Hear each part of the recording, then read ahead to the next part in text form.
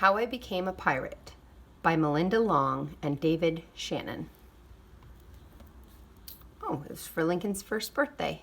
May you always use your imagination and not be afraid of adventures. How I Became a Pirate. Cool. I like that hat and that sword. Pirates have green teeth when they have any teeth at all.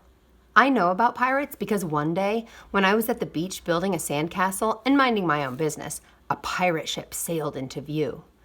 I knew it was because it had a flag with a skull and crossbones on it, and because I could hear the pirates singing, "Hey ho, blow the man down," and they were a little off key.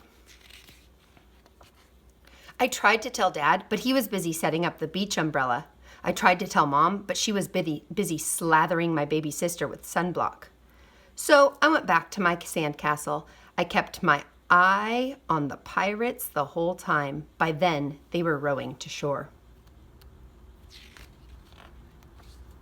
When they landed, the head pirate climbed out of the boat and yelled, "Ahoy there, matey! Be this the Spanish Main?" "No," I said. "This is North Beach." "Shiver me timbers," the pirate said. "We must have taken a wrong turn at Bora Bora." "Bora Bora," said his parrot. He walked around my sandcastle. He looked at the moat and yelled back to his crew, "He's a digger, he is, and a good one to boot." "A good one to boot," the others agreed. "What be your name, matey?" the head pirate asked. "Jeremy Jacob, sir," I told him.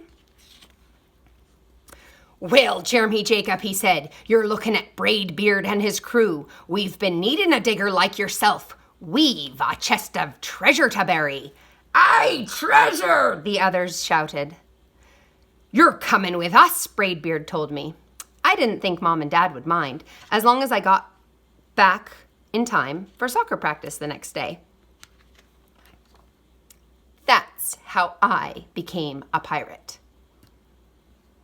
There he is.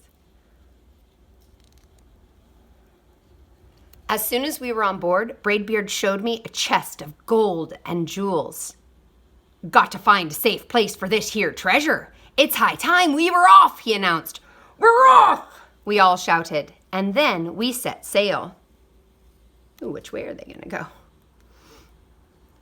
There was plenty to do on board. The pirates taught me how to sing sea chanties, the louder the better, and to say real pirate stuff like landlubber and scurvy dog. By dinner time, I could speak pirate perfectly. I also learned pirate manners. Braidbeard pounded his fist on the table and yelled, "Down the hatch, me laddies! Down the hatch!" we all shouted. Braidbeard gulped his food and said, "Hand over the meat!" "The meat!" we all roared. Nobody told us to finish our spinach. There wasn't any. Or to chew up our carrots. They weren't even allowed on board. We talked with our mouth full, and nobody said please or thank you. That's a mess. After dinner time, I tried to teach the pirates how to play soccer. Braidbeard kicked the ball and yelled, "Arr, soccer! Arr, soccer!" the crew yelled.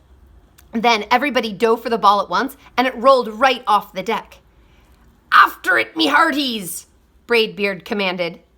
"After it?" we all whispered.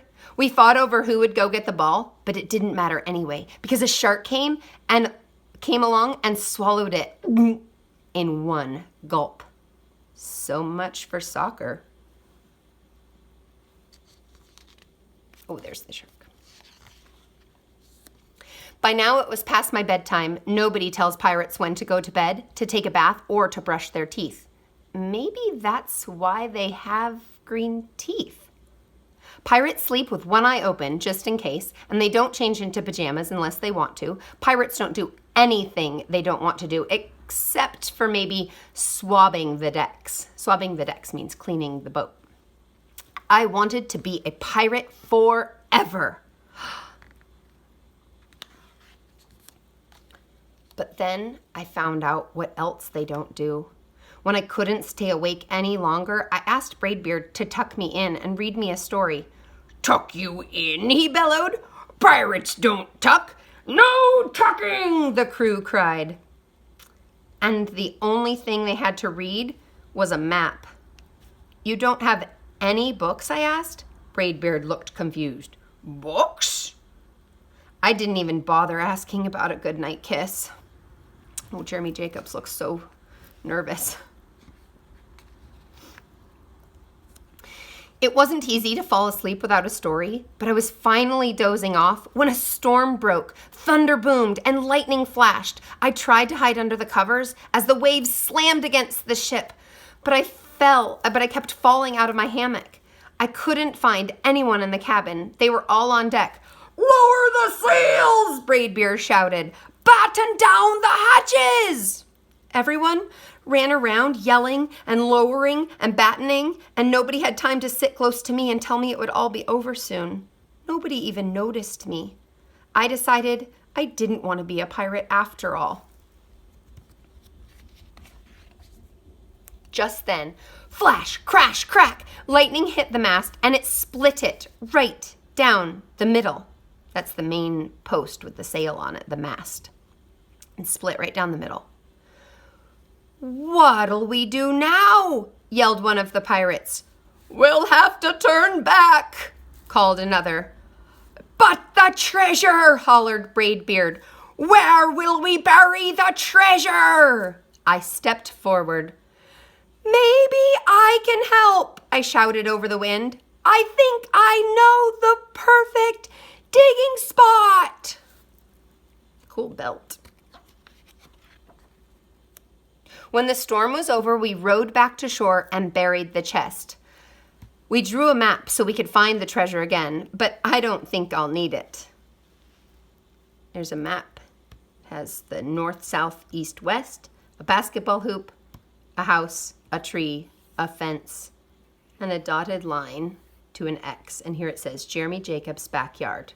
Maybe that's why he won't need it. They buried it in his backyard. After the pirates repaired their ship and got ready to set sail, before they left, Braidbeard handed me a flag and said, You'll make a fine pirate, Jeremy Jacob.